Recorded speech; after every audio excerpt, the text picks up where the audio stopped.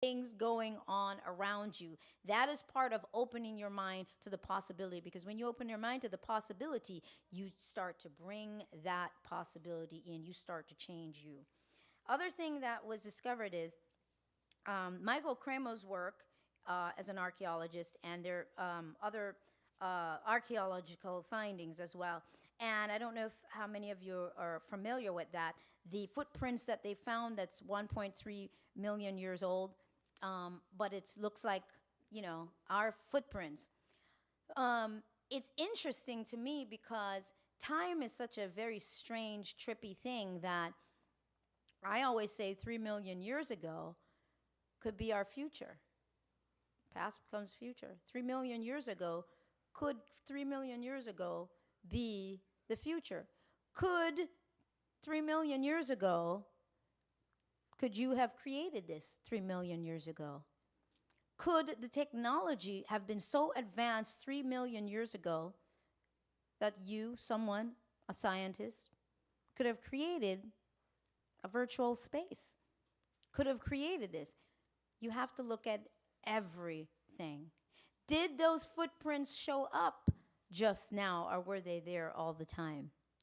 Did we cross some sort of time? Was there some sort of time warp, time loop? Yeah. Past, present, and future exist all at the same time. So sometimes things cross. My question is, some of these findings, although they may have gone to some of these areas time and time again, and some things were never seen, suddenly they find them. How do you know that they didn't just suddenly come into our timeline? Somebody intentionally, from another time, from another point in time, because that's all that we're dealing with, is points in time. That's all that we're dealing with. There's just various points in what this thing we call time. These two space, a beginning and an end. There's these points that everything is working, is operating in. So we have to figure out how do we know that these aren't some of the things that are occurring? These are very significant questions. I am raising them because, again, I want you to stretch your mind, stretch your imagination, because everything is being born and presented to you based on how far you can stretch your imagination and your mind. Otherwise, you won't see it. Somebody told me they get flashes, sometimes they'll see, something real quick at the side of their eye and those things. There's so much going on. But, we're kind of limited in that sense. But the footprints, along with the fact of Bigfoot or some of these other creatures, it lets you know there's a couple of different timelines occurring, a couple of different things occurring all at the same time, right here. I'm not even talking going to another dimension or anything, but right here. But where is here? Here for you is only based on your concept of what time, reality, and here is. It's real trippy. Is everybody with me, or are you just thinking this lady is just out? I always say, even if you think I'm just out, I'm just still going to finish talking anyway.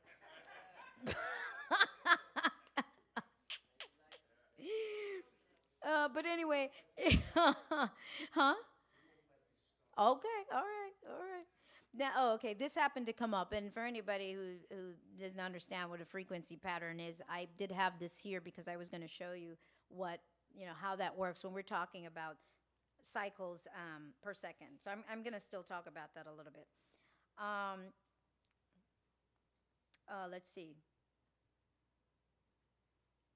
Okay, let's examine the current technological advancement and biotechnology being made by our civilization, robotics and genetic engineering, stem cell research, time travel. These are not new concepts. These possibilities are rooted in human genetics and in the soul, which I define as an endless day planner. See, my definition of the soul is different. It's different. So, I take all that other stuff off of everything. I just want to get real about everything. I don't want to hear all this, the soul. No. The soul, as far as I'm concerned, is holographic. When you look at what we're dealing with today, with holograms, with record keeping and holographic record keeping, and nobody can really see the soul, but they can, sense or try to weigh it or whatever. Again, we go back to the understanding of technology.